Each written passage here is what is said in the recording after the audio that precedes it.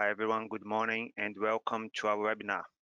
Today we are going to talk about time math functions and the presentation should last around 15 minutes.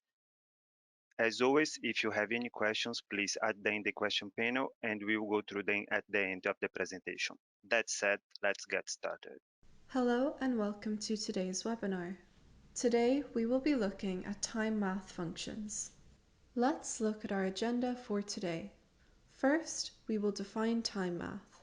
We will then apply time math to 3 real-world examples. We will look at how to calculate the interval between start and end dates, how to calculate an end date with the start date and duration, and finally, how to calculate the power down time of a PLC.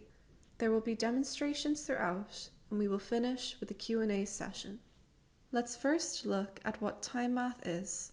Time math is any calculation involving time where either the hours, minutes, seconds, or month, day, year format is involved in the input or output of the calculation.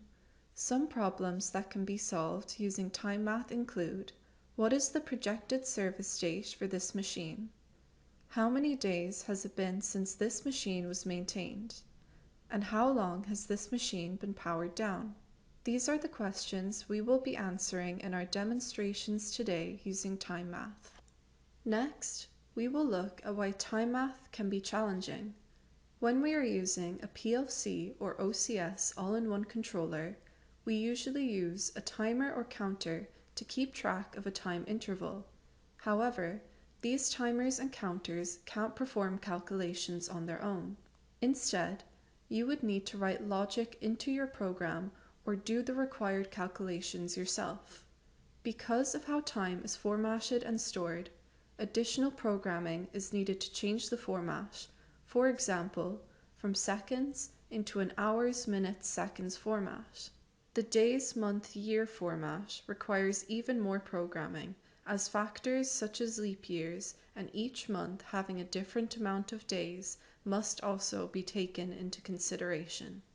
We will be solving each of our time math problems with a different user-defined function block, also known as a UDFB. The UDFBs we will be using in our demonstration today can be accessed by contacting our tech support. In our first problem, we will be calculating an interval from a start date and an end date. This can be useful to find the amount of time since a machine has undergone a preventative maintenance service, for example. In support of this PM program, we want to be able to display the number of days or hours since each particular machine system has been serviced on our OCS screen. In this example, we know the service date and when the service was performed from the real-time clock on our OCS. Using this and the current date and time, we will be able to display on our OCS what the interval has been since the last service was performed. Let's look at the first user-defined function block we have created, which will help us solve our first application problem. When enabled, this function will calculate the elapsed time between a start date and an end date. This elapsed time is then enumerated with outputs for days, hours, minutes, and seconds. This UDFB requires that you use a variable array of the unsigned integer type with a dimension of 6. Each element inside the array for both start time and end time corresponds to second, minute, hour, date, month, and year. This information is required in this order as it lines up with the data and order that the Horner OCS real-time clock uses in its system register memory starting at SR44. This allows us to easily capture a start or end time using the real-time clock. In these screenshots, we can see that the end time of this UDFB is a variable named current RTC. In this example, the end time is the current time of the OCS real-time clock. To create the current RTC variable in the program variable table below, we assigned a variable as an unsigned integer type with the dimension of 6, meaning it has an index of 0 to 5. We have mapped the variable to memory location %sr44, so %sr44 through 49 will fill in the 6 different unsigned integer elements of the current RTC variable. To capture the start time, we will be using the last service variable shown. Let's look at our example program in Cscape with our elapsed time UDFB already placed in the program.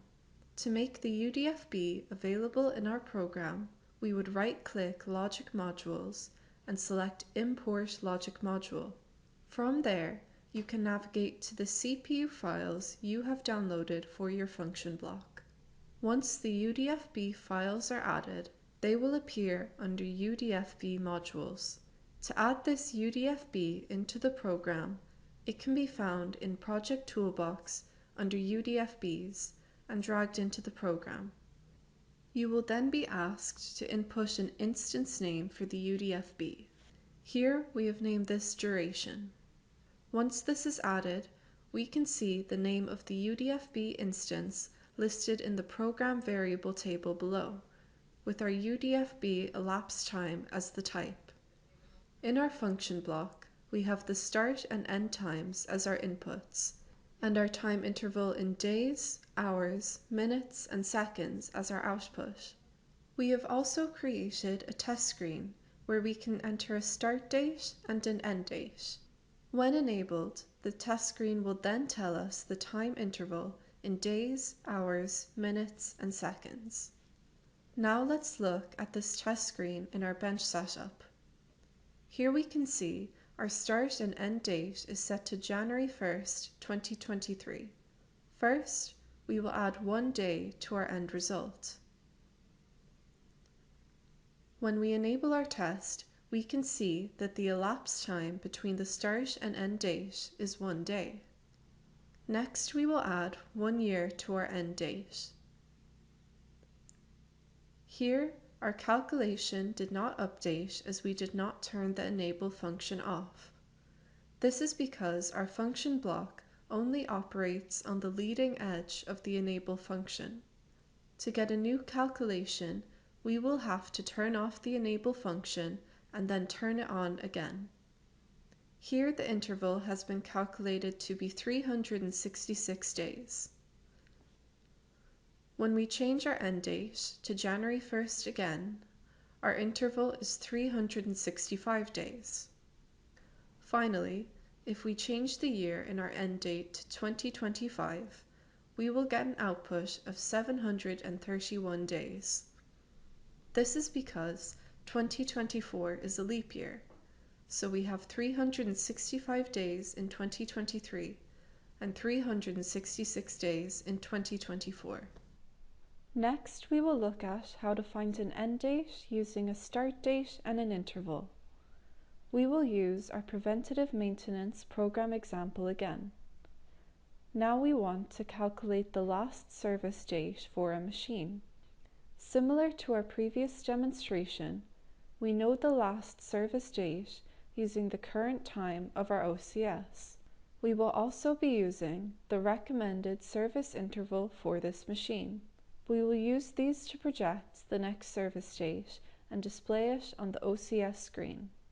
To solve this problem, we have created 2 user-defined function blocks, which can be used depending on whether the recommended service time is in a days or hours format. When enabled, the function block calculates the end date in the hour, minute, second, date, month, year format, based on the start time and the interval given.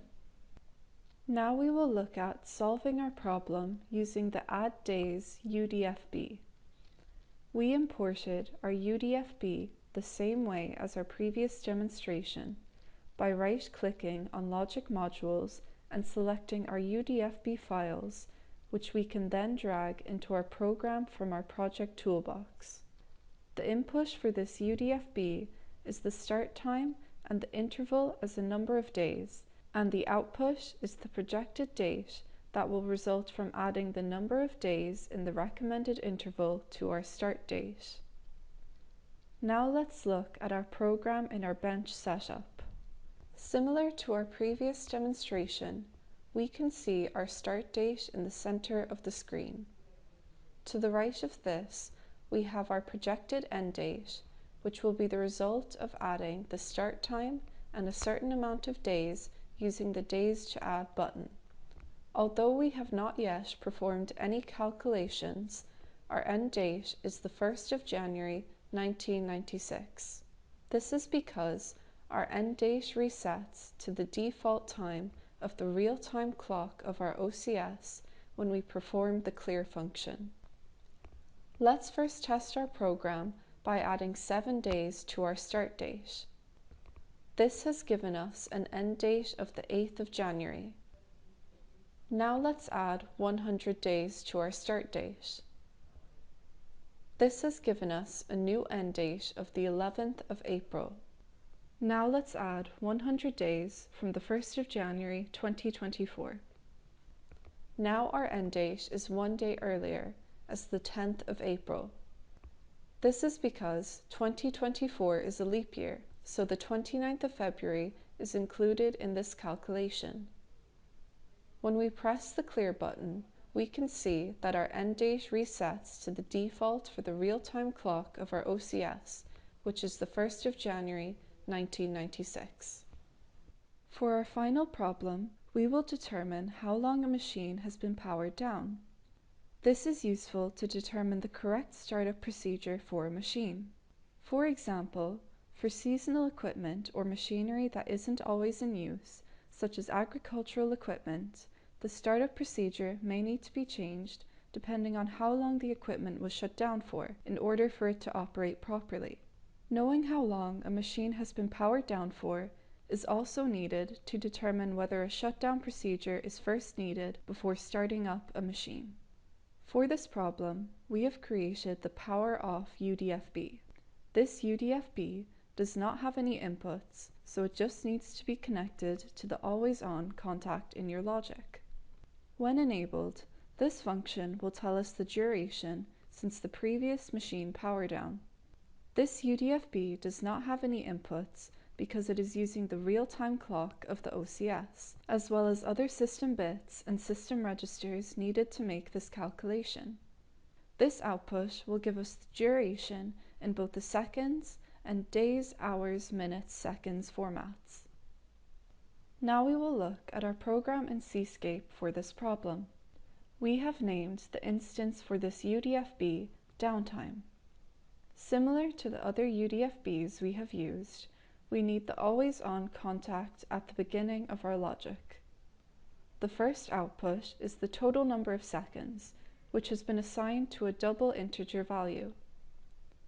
Then we have the number of days, hours, minutes, and seconds. In our example program, we have also added extra rungs so we can have some screens with content to demonstrate our program. Now let's look at our bench setup and turn on our controller.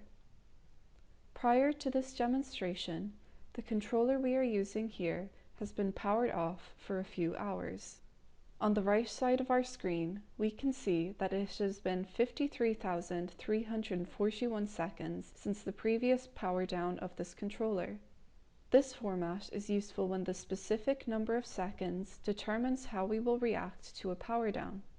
When using equipment that is only powered on seasonally or periodically, the days, hours, minutes, seconds format may be sufficient. We have also captured the time of the power down and power up, which can be seen in the center of our screen. That concludes our webinar for today. Thank you so much for listening, and the Q&A session will begin shortly.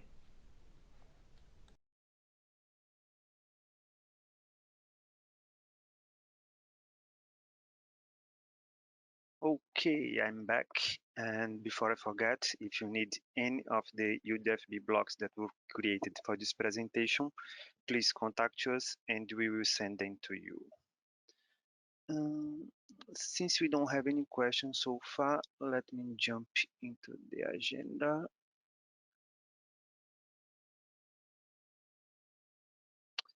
Hopefully you guys can see it now. And in 2 weeks' time, the next webinar is going to be about using loops in ladder logic. And the next one is going to be about using lookup tables in ladder logic. And if you want to participate, please register on our website. I believe that's all for today. Thank you all for your time, and I hope to see you in the next webinar. Have a nice day, everyone.